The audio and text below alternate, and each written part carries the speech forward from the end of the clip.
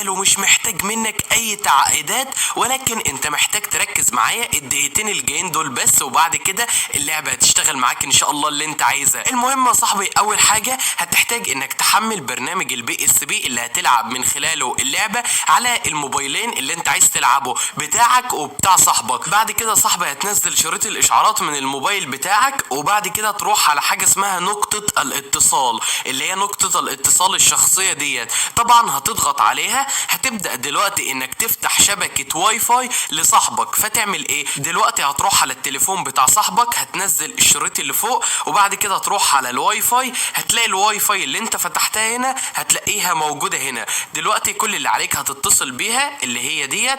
دلوقتي خلاص انا اتصلت بالواي فاي بتاعت صاحبي. طبعا الواي فاي بتاعتك هتكون مفتوحه من هنا، تبدا انك تقفلها وتسيب نقطه الاتصال شغاله. خلاص كده انت دلوقتي فاتح شبكه لصاحبك وصاحبك متصل بيها. دلوقتي تعملوا ايه؟ هتدخلوا على برنامج البي اس بي، وبعد كده هتعملوا الحاجات اللي انا هقولك عليها دولت في الموبايلين. اول حاجه صاحبي هتروح على الاعدادات في الموبايلين. انا عامل اللغه انجليزيه وعربيه عشان اللغه اللي عنده يقدر ان هو يتحكم بيها وتكون الامور سهله عنده. وبعد كده هتروح على الشبكه او النتوركينج، هتلاقي كل البيانات ظاهره قدامك. دخلت على الشبكه في الموبايلين، هتبدا تضغط على علامه المربع دي والمربع ده والمربع ده، الثلاث مربعات اللي قدامك تعلم عليهم علامه صح في الموبايلين. وبعد كده كل اللي عليك انك هتنزل تحت في اخر حاجه خالص في الموبايلين، هتلاقي حاجه اسمها هنا بورت اوفست. كل اللي عليك هتضغط عليها، وهنا هتضغط عليها برضك، هتلاقيها هنا صفر مثلا. كل اللي عليك انك هتبدا تخليها 5000 زي ما انت قدامك كده، وتضغط على كلمه اوكي من هنا،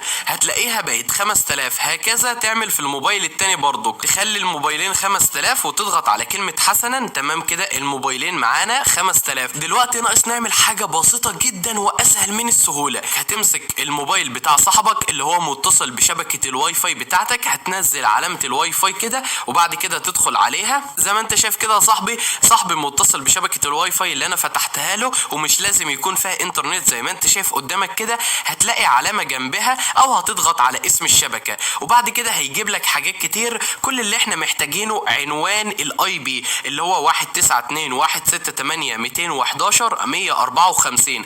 كل اللي عليك هنا انك هتروح على الموبايل بتاعك، هتنزل كده هتلاقي حاجه اسمها هنا في الموبايل بتاعك اي بي ادرس في نفس الخانه بتاع الشبكه او النتوركينج. كل اللي عليك هتضغط عليها، وبعد كده تعمل لها اديت من هنا وتقف عليها من هنا، وتبدا انك تمسح كل الارقام اللي قدامك دي وتكتب الارقام اللي موجوده هنا اللي هي 192.168.154. بعد كده تضغط على كلمه اوكي وتضغط على كلمه اوكي. هترجع هنا للموبايل بتاع صاحبك، ترجع هنا خلاص على الموبايل بتاع صاحبك وتروح على نفس الخيار اللي هو الاي بي ادرس، تضغط على كلمه اديت وتتاكد ان الارقام نفس الارقام اللي عندك اللي انت لسه كاتبها اللي هي 192.168.211.154. تمام، اتاكدت ان هم نفس الارقام. طيب لو ما لقيتهمش نفس الارقام تعمل ايه؟ هتضغط هنا تبدا انك تحذف الارقام ديت، وبعد كده تكتب الارقام اللي انت كتبتها هنا. تضغط على كلمه اوكي بقى، وتضغط على كلمه حسنا، وتضغط على كلمه رجوع للموبايلين،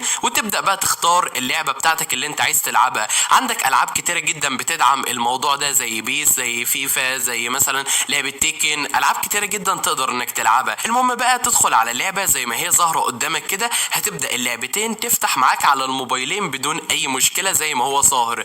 دلوقتي بقى هوريك ازاي تقدر انك تلعبها مع صاحبك وتستمتع بيها انتوا الاتنين بدون اي مشاكل. تمام كده يا صاحبي، زي ما انت شايف لعبه بيس 2022 فتحت معانا على الموبايلين. تعال بقى اوريك ازاي تقدر تلعبها مع صاحبك بدون انترنت، حتى لو كان اجهزتكم ضعيفه جدا 1 جيجا رام حتى. كل اللي عليك في الموبايلين هتبدا تضغط عشان تدخل للقائمه اللي جوه، وبعد كده كل اللي عليك انك هتضغط على اول خيار موجود هنا. طبعا لو عايز تحمل اللعبه فانا هسيب لك رابط اللعبه في الوصف ان شاء الله، معمول لها فيديو شامل ازاي تقدر انك تنزلها.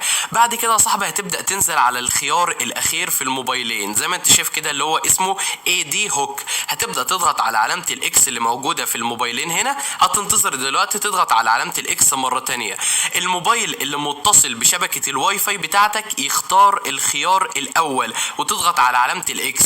انما الموبايل بتاعك اللي هو اصلا فاتح شبكة الواي فاي يختار الخيار التاني اللي هو ده وتضغط على علامة الاكس. وبعد كده هتنتظر دلوقتي زي ما انت شايف كده يا صاحبي، هتلاقي اسم الموبايل بتاعك اهوت اللي هو مش اسمه الحقيقي، اللعبة اللي هتبدأ تسميه. كل اللي عليك هتضغط على علامة الاكس من هنا، هتلاقي الموبايلين ظهروا معاك دلوقتي. في الموبايل بتاع صاحبك هتبدأ تطلع فوق وتختار الخيار الاول وتضغط على علامة الاكس، هتلاقي هنا الدراعين ظهروا قدامك، ودلوقتي تقدر تلعب مع صاحبك بدون اي مشاكل. بعد كده ننزل تحت من الموبايل اللي متصل بالشبكة ونضغط على علامة الاوكي. دلوقتي نبدأ نختار الفرقتين اللي احنا عايزين نلعب بيهم في الموبايلين. انا اخترت ان انا العب بباريس، هشوف صاحبي بقى يختار ايه، وليكن مثلا يختار مانشستر يونايتد. بعد ما تختار الفرقتين تضغط على اوكي، جاب لك الفرقتين قصاد بعض. دلوقتي تقدر تلعب، تضغط على كلمة اكس على الموبايل الاولاني واكس على الموبايل التاني، نضغط على كلمة اوكي. خلاص كده تبدأوا تلعبوا مع بعض والجيم بلاي هيبدأ عادي بدون اي مشاكل. وزي ما انت شايف قدامك كده صاحبي، نضغط مرة تانية معلش علامة الاكس. بص اكنك بتلعب على البلاي ستيشن بالظبط، طبعا اللي جرب يلعب على البلاي ستيشن ففاهم الكلام ده كله. هتبدأ تختار فرقتك عادي خالص، وزي ما هو ظاهر قدامك كده صاحبي اللعبتين فتحوا معانا ونقدر نلعبهم بدون اي مشاكل. اقدر الموبايل ده اللي فيه الكرة ابدأ اتحكم فيه زي ما انت ظاهر قدامك كده، اقف دلوقتي هيقف. دلوقتي عايز اتحكم بالموبايل التاني، هبدأ اجريه كده عندي زي ما انت ظاهر قدامك كده. انا مثلا عايز اخد الكرة منه، هو عامل كده هيقوم كسره على طول، اخد انا دلوقتي انذار. تمام. المهم يا صاحبي هو ده كان الفيديو مع النهارده. عندك بقى العاب كتيره تقدر تلعبها على المحاكي ده زي ما قلت لك قبل كده في الفيديو. وطبعا لو عايز فيديو شامل بقى اديك افضل 5 العاب تلعبها مع اصحابك على المحاكي ده، قول لي دلوقتي في التعليقات. وهو ده كان الفيديو مع النهارده، اتمنى يكون عجبكم. ممكن بقى تنزل تعمل لايك دلوقتي او سبسكرايب هنا في القناه.